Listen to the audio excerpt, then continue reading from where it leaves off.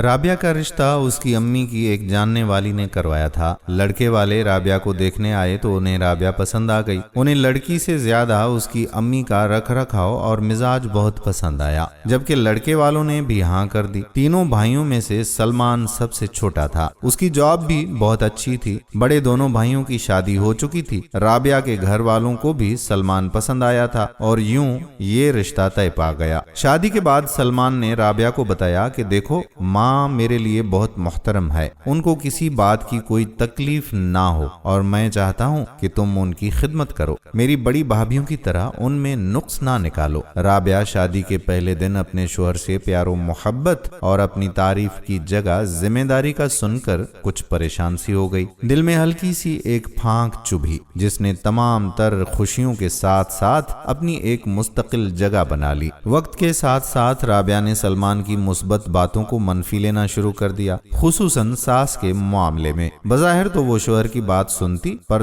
دماغ میں کوئی اور ہی کھچڑی پک رہی ہوتی۔ رابعہ کی ساس میمونہ بیگم بہت ہی سیدھی سادھی خاتون تھی۔ مرحوم شوہر کا ساتھ چھوٹے 4 سال ہو چکے تھے۔ دونوں بڑے بیٹے شادی کے بعد اپنی بیویوں کے ساتھ الگ ہو چکے تھے اور انہوں نے سلمان کو ہی اپنا سب کچھ مان لیا تھا۔ ویسے بھی چھوٹے بچے سے لگاؤ کچھ زیادہ ہی ہوتا ہے۔ سلمان کی شادی کے بعد ان کو ہمیشہ یہ فکر رہتی تھی کہ سلمان بھی کہیں بڑے بھائیوں کی طرح ان کو چھوڑ کر چلا نہ جائے، اس لیے وہ رابعہ کو بہت پیار سے رکھتی۔ لیکن رابعہ کے دل میں پہلے دن سے ہی ساس کے لیے انجانا سا حسد بیٹھ گیا تھا۔ اس پر جیٹھانیوں نے بھی اسے پٹی پڑھائی کہ تم کوئی ان کی نوکرانی تو نہیں ہو جو شوہر کے ساتھ ساتھ ساس کی بھی خدمت کرتی رہو، اور یہ دن تو ہوتے ہی گھومنے پھرنے کے لیے ہیں، تم بھی سلمان کے ساتھ گھومو پھرو، مزے کرو۔ رابعہ نے کہا کہ پر بھابھی کیسے؟ سلمان تو امی کے بغیر کہیں جانے کو تیار ہی نہیں ہوتے ہیں۔ تب بڑی جیٹھانی بولی کہ تم گھر کا کوئی کام نہ کیا کرو، سارا دن اپنے کمرے میں آرام کرو اور جب سلمان کے آنے کا وقت ہو تو جلدی سے جتنا تمہاری آسانی سے کام ہو سکتا ہے نپٹا لیا کرو، آخر اپنا خیال بھی تو خود تمہیں ہی رکھنا ہوگا۔ البتہ سلمان کو یہ احساس دلاتی رہنا اور بولتی رہنا کہ تم سارا دن گھر کے کام کاج کرتی رہتی ہو اور اتنے کام کر کے تم تھک جاتی ہو۔ دیکھو نا، جب تک ہم خود احساس نہیں دلائیں گی، ان مردوں کو کب اندازہ ہوتا ہے کہ ہم آخر صنف نازک ہی تو ہیں۔ اور سب سے اہم بات یہ ہے کہ اس سے پہلے کہ ساس اپنے بیٹے کے کان بھرے، ہمیں خود اپنی مظلوم حالت سے آگاہی دیتے رہنا چاہیے، اور ہاں، جھوٹ سچ کے چکروں میں نہ پڑنا۔ تھوڑا بہت تو چلتا ہے نا، ہم کون سا کسی کی جان لینا چاہتی ہیں، اپنا جائز حق ہی تو لینا ہے۔ اور یاد رکھنا کہ گھی کبھی سیدھی انگلی سے نہیں نکلا۔ آخر ہم اس سنہرے وقت کو ان مردوں کے والدین پر قربان کرتی ہیں تو اتنا تو کریڈٹ تو ملنا چاہیے نا، جو کوئی بھی دینے کو تیار ہی نہیں ہوتا، الٹا مزید توقعات باندھ کر شکایت کے محاذ کھولتے ہیں۔ جیٹھانی کی ہمدردانہ بات رابعہ کے دل و دماغ میں گھر کر گئی اور وہ ان پر بھرپور عمل کرنے کا جذبہ لیے اٹھی۔ اب روز رابعہ سلمان کے کان بھرنے لگی۔ ادھر جب سلمان ماں سے کچھ کہتا تو ماں بھی بہو کی شکایت کرتی کہ بیٹا سارا دن تو میں کام کرتی ہوں۔ سلمان بہت پریشان ہوا کہ کس کی سنے اور کس کی مانے،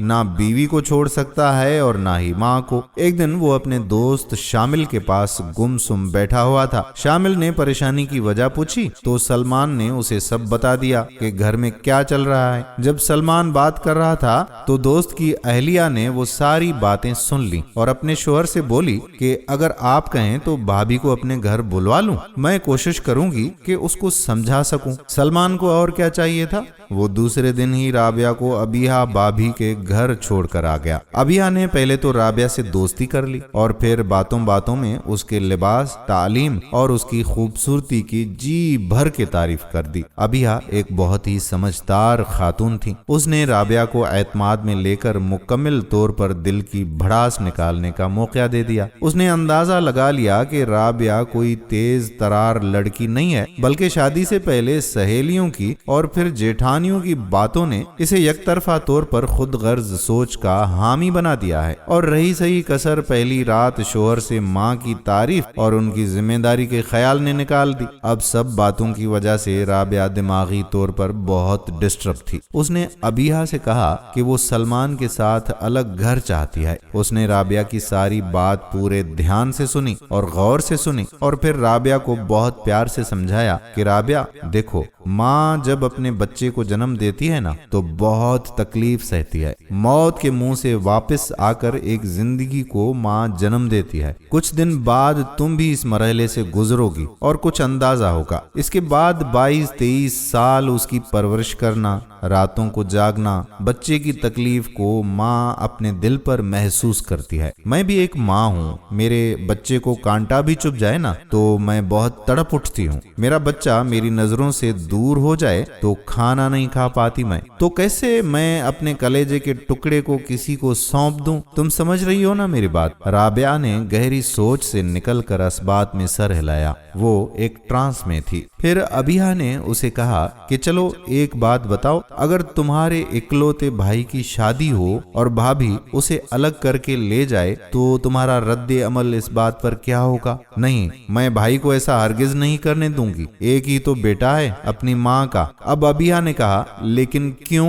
राबिया कहने लगी कि अम्मी अबू बूढ़े हैं, भाई के जाने से अकेले हो जाएंगे और कमी ही क्या है मेरे मैके के घर में? नौकर चाकर सब कुछ तो है। अचानक राबिया के दिल के किसी कोने में हल्की सी आवाज उभरी कि तुम्हें भी तो ये सब सहूलतें मुयस्सर हैं। अबिहा कहने लगी कि मेरी गुड़िया, सास भी तो बूढ़ी है ना, वो भी तो अकेली रह जाएंगी। कभी तुमने ये भी सोचा है? और चंदा, ये दुनिया मकाफाते अमल है। आज जो तुम करोगी वो कल को तुम्हारी औलाद तुम्हारे साथ भी करेगी। घर के बड़े तो घर की रौनक हुआ करते हैं। पहले 2 बेटे उन्हें छोड़ गए तो तुम बहुत समझदार हो, बहुत प्यारी हो, क्या तुम उन्हें अपनी दोस्त नहीं बना सकती? चलो माँ का दर्जा ना सही, दोस्त का दर्जा तो तुम दे ही सकती हो ना। तुम्हारी शादी को तो सिर्फ 8 माह हुए हैं। इन 8 माह में उन्होंने तुम पर कोई ज्यादती की? राबिया धीमे लहजे में बोली, नहीं भाभी, लेकिन रोक टोक बहुत करती हैं। यहाँ ना जाओ, वहाँ ना जाओ, ये ना करो, वो ना करो, इस तरह ना बोलो। अबिहा मुस्कुरा कर बोली, तो ये सब वो तुम्हारे ही फायदे के लिए कहती हैं। क्या तुम्हारी अम्मी तुमको ऐसा नहीं कहती थी? राबिया ने धीरे से हाँ में सर हिलाया और कहने लगी, मगर पता नहीं क्यों सास की रोक टोक बहुत बुरी लगती है, जबकि माँ के सख्त अल्फाज भी हम माइंड नहीं करते। राबिया का दिल और दिमाग अबिहा की बातों की वजह से साफ हो रहा था। नफरत के ताफिल छुट रहे थे और सामने बहुत ही शफाफ मंजर नजर आ रहा था। राबिया एक अज़्म से बोली, अबिहा भाभी, आप मेरे लिए दुआ करना। इंशाअल्लाह अब मैं उन्हें समझने की कोशिश करूंगी, उनके एहसासात को अपनी माँ की जगह रख कर सोचूंगी। अबिहा ने शोहर को कॉल करके कहा कि खाना तैयार है, आप सलमान भाई को भी साथ ले आएं। बहुत खुशगवार माहौल में खाना खाया गया और अबिहा ने राबिया को ढेरों दुआओं के साथ एक खूबसूरत जोड़ा भी तोहफे के तौर पर दिया। अगले दिन एक नई राबिया ससुराल में नजर आई, जो हर काम शौक और मोहब्बत से कर रही थी और सास को इज्जत से जवाब भी दे रही थी। सास हैरान थी कि ये काया कैसे पलट गई। वो तो सोच कर बैठी थी कि अब बहू से कोई बात ही नहीं करेगी, उसे उसके हाल पर छोड़ देगी और कभी अपने बेटे से कोई भी शिकायत नहीं करेगी। उन्हें बेटे के छोड़ जाने का डर भी अंदर ही अंदर खाए जा रहा था। लेकिन राबिया का बदलता रवैया, उसके खुलूस और प्यार ने कुछ दिनों में ही मेमुना बेगम का दिल ही जीत लिया। जेठानियां ये देखकर जल भुन गईं। अब बड़े बेटे भी अपनी बीवियों को राबिया की मिसालें दिया करते हैं। उधर अबिहा ने भी शामिल को कहा कि आप सलमान भाई को भी थोड़ा समझाएं कि माँ की जगह कोई नहीं ले सकता, लेकिन बीवी भी शोहर से कुछ चाहती है। जब शोहर बीवी को वक्त, प्यार और तवज्जा नहीं देगा तो हसद जैसी आग एक बेजान चीज से भी पैदा हो जाती है। सलमान भाई को कहें कि राबिया को थोड़ा सा टाइम दिया करें, उसकी तारीफें किया करें। शोहर की तारीफ से औरत खिल उठती है, उसकी मोहब्बत में उससे मुंसलिक हर चीज से मोहब्बत हो जाती है। शामिल ने जब ये बातें सलमान को समझाई तो वो भी बहुत शर्मिंदा हुआ। उसने उन बातों को जहन नशीन कर लिया और राबिया के साथ मिसाली रवैया रखने लगा। वो जिसके ख्वाब लिए کہ ہر لڑکی اپنے شوہر کے گھر قدم رکھتی ہے، اسی طرح ایک گھر ٹوٹنے سے بچ گیا۔ دوستو، گھر توڑنے والے تو بہت ہوتے ہیں مگر جوڑنے والے اور ہمیں سیدھی راہ دکھانے والا کوئی نہیں ہوتا۔ ہم امید کرتے ہیں کہ ہماری آج کی ویڈیو بھی آپ کو ضرور پسند آئی ہوگی اور اس ویڈیو کو بھی اپنی بہن بیٹیوں کے ساتھ شیئر ضرور کریں گے۔ آنے والی ویڈیو تک آپ کا اپنا میزبان قادر بخش کلہوڑو آپ سے اجازت چاہتا ہے۔ اللہ حافظ۔